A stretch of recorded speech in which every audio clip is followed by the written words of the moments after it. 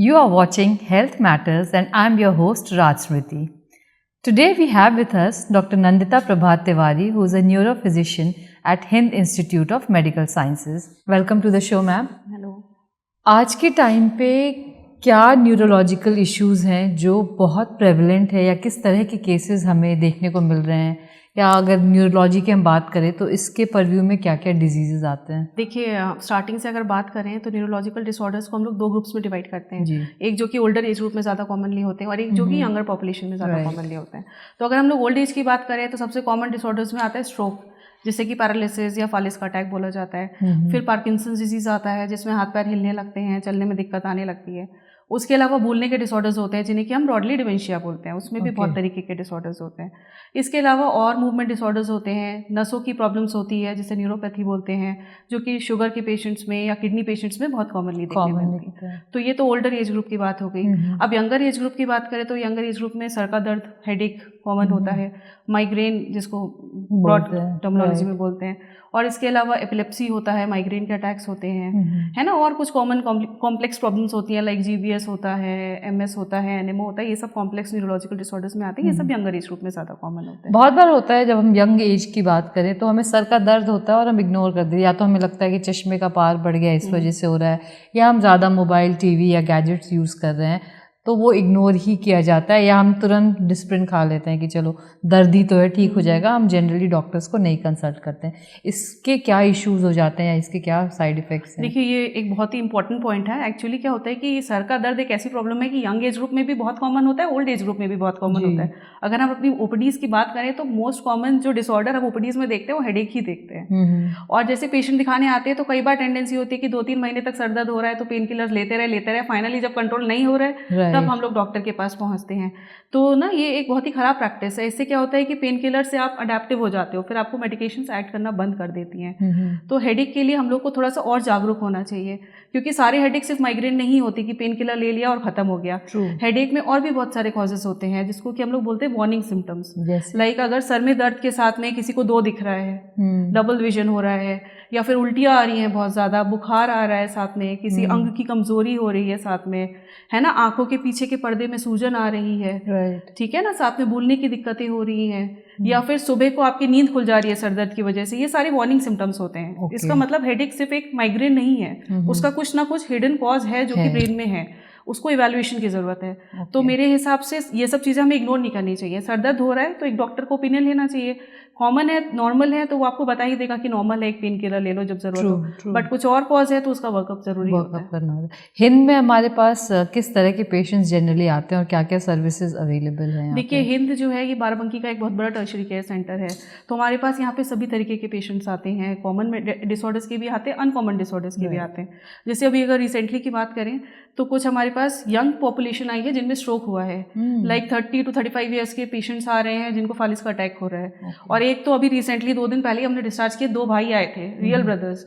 एक को पहले स्ट्रोक हुआ था और एक को अब स्ट्रोक हुआ, तो हमने उनको एडमिट किया कि इतने यंग एज ग्रुप में क्यों हो रहा है। तो उनमें एक जेनेटिक कॉज आया वर्कअप में, बिकॉज ऑफ विच दोनों ब्रदर्स को स्ट्रोक हुआ है। तो बेसिकली हम लोग हर तरीके की सर्विसेज ऑफर कर रहे हैं, कॉम्प्लेक्स प्रॉब्लम्स की भी और नॉर्मल प्रॉब्लम्स की भी। सीटी स्कैन, एमआरआई, ये सब तो होता ही है, साथ में और भी जो भी न्यूरोलॉजिकल डायग्नोस्टिक्स होते हैं लाइक ईईजी हो गया, एनसीवी हो गया, ईएमजी हो गया, ये सब हम लोग अपने डिपार्टमेंट में कर रहे हैं। और आईपीडीज एडमिट कर रहे हैं। इस समय अगर आप देखोगे तो बहुत सारे पेशेंट्स हमारे न्यूरोलॉजी वार्ड में एडमिटेड हैं एंड ज़्यादातर पेशेंट्स इंप्रूव होकर ही डिस्चार्ज होते हैं।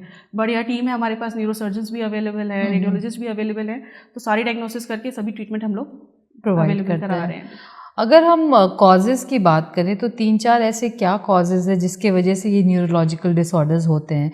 ऐसा क्या हम अपने लाइफ में अब गलत कर रहे हैं, और या पहले ये इतना कॉमन नहीं था, या शायद पहले डिटेक्शन नहीं था, वो हमारे पास डिटेक्शन की टेक्निक्स आ गई हैं, तो क्या इश्यूज़ है जिससे ये डिसऑर्डर्स ट्रिगर हो जाता है? देखिए, रिसेंटली न्यूरोलॉजिकल डिसऑर्डर्स बहुत बढ़ने लगे हैं, तो उसका मेन कॉज है स्ट्रेस। ओके अभी क्या है, यंगर पॉपुलेशन को जॉब रिलेटेड स्ट्रेस है, नाइट शिफ्ट्स लग रही है, मॉर्निंग शिफ्ट्स तो हो ही रही है, साथ में नाइट में भी जग रहे हैं। सो कोई भी न्यूरोलॉजिकल डिसऑर्डर्स, चाहे आप माइग्रेन की बात करें, स्ट्रोक की बात करें, stress is a very important precipitating factor. तो most of the disorders are stress related. तो अगर आपका जॉब बहुत हैवी है, आपको नाइट ड्यूटीज भी लग रही है, तो उसके साथ में थोड़ा योगा, मेडिटेशन, डाइट में एंटीऑक्सीडेंट्स का होना बहुत ज़्यादा, जैसे कि जो लोग बाहर जॉब करते हैं, फैटी फूड्स ले रहे हैं, ऑयल फूड्स ले रहे हैं, that causes all the problems. Okay, तो आई थिंक मेजर इस समय तो स्ट्रेस ही है, stress and diet habits. Diet habits, true. Anything else that you think we are or we should keep in mind to maintain a healthy and happy living? To maintain a healthy and happy mind, that is the most important focus. तो उसके लिए I think diet के साथ exercises, diet में antioxidants की मात्रा, fibre की मात्रा ज़्यादा होनी चाहिए, at least 30 minutes of brisk walk daily होना चाहिए। These are the two most important things. Okay, और बाकी स्लीप हैबिट्स प्रॉपर होनी चाहिए। कोई भी neurological disorder it is precipitated by abnormal sleep habits. किसी दिन ज़्यादा सो गए, किसी दिन कम सो गए, किसी दिन 2 घंटा सो रहे हैं, तो एक स्लीप हैबिट्स रेगुलर होनी चाहिए। 8 आवर्स का नाइट स्लीप होना चाहिए। करेक्ट। जब स्ट्रोक आता है यूजुअली क्या होता है, बहुत सारे लोग प्रिपेयर्ड नहीं होते, हमें पता नहीं होता है, हमें पेन चढ़ता है, हम बैठ जाते हैं। और आई थिंक कहा यह जाता है कि स्ट्रोक आने के आधे घंटे के अंदर जो आप फर्स्ट एड ट्रीटमेंट देते हैं उससे बहुत हद तक आपकी जो पैरालिसिस होती है या उस तरह की चीज़ों को आप अवॉइड कर सकते हैं अगर फर्स्ट हाफ एन आवर आपने सही दिया। तो वो थोड़ा सा हमें बताइए कि जैसे अगर आता है या किसी फैमिली मेम्बर को कुछ होता है तो हमें क्या करना चाहिए या कैसे हमें पता चलता है कि स्ट्रोक आया है, और इमीडिएट जो 3-4 स्टेप्स होते हैं वो क्या लेने? देखिए, स्ट्रोक को आइडेंटिफाई करने के लिए एक बहुत ही कॉमन पॉपुलेशन के लिए एक निमोनिक बनाया गया फास्ट करके, FAST। Okay, so fast is like face, चेहरे पे टेढ़ापन दिखने लगे। आर्म्स होता है A से, तो मीन्स हाथ में या पैर में किसी भी जगह पे आपको कमजोरी फील हो, sudden onset.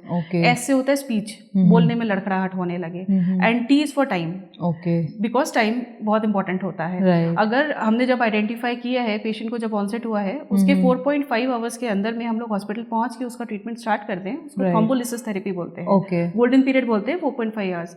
So if we reach the hospital और ट्रीटमेंट स्टार्ट हो गया 4.5 आवर्स में, तो जो ब्रेन में डैमेज है वो रिवर्स भी हो सकती है इनिशियल स्टेजेस में। ओके, बट अगर उसके बाद हम लोग पहुंचे तो जो ट्रीटमेंट इंटरवेंशंस होते हैं थ्रोम्बोलिसिस के, हम नहीं दे सकते हैं। सो गोल्डन पीरियड इज 4.5 आवर्स। तो इसीलिए ये जो निमोनिक बनाया गया है कॉमन पॉपुलेशन के लिए ही बनाया गया है कि आपके फेस में या हाथ पैर में या स्पीच में कोई भी प्रॉब्लम होती है, then it can be a stroke. Nearby hospital पहुंचिए, वहाँ पे CT का वर्कअप किया जाएगा, स्ट्रोक कंफर्म हो जाएगा तो थ्रोम्बोलिसिस थेरेपी दी जाएगी।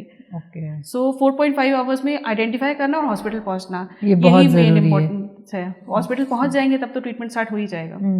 बहुत बार ये भी देखा गया है कि नहाने के तुरंत बाद स्ट्रोक यूजुअली होता है, इसके पीछे क्या लॉजिक है?